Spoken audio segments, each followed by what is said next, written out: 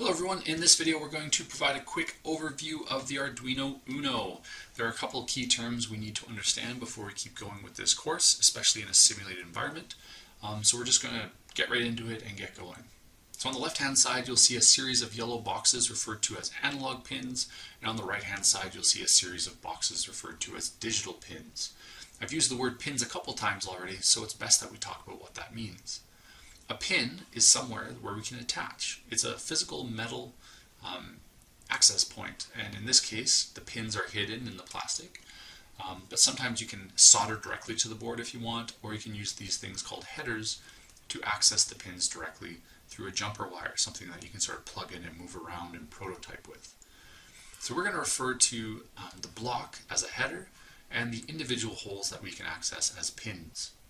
So then if I refer to pin 10, I'm referring to this labeled pin 10 right here, and I'm referring to this hole, which is therefore digital and has this modifier of PWM.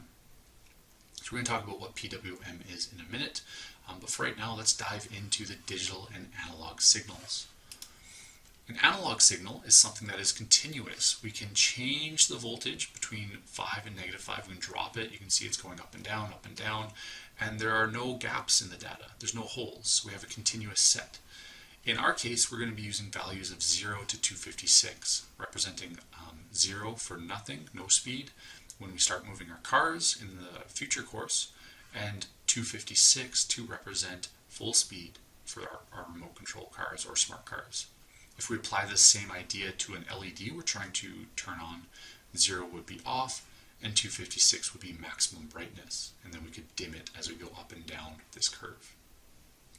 In contrast, a digital signal is just on and off. It can either be on, high, or off, low.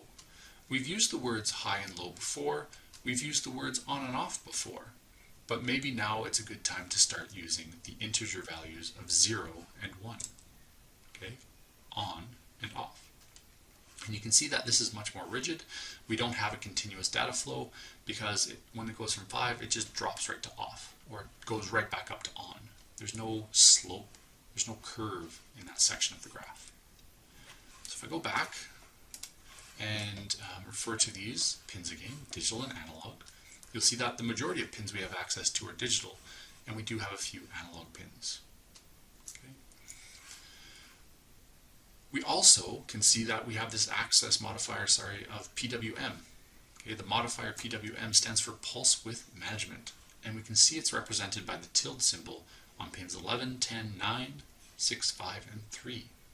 So if I go forward to the diagram on pulse width management, we will see a series of duty cycles.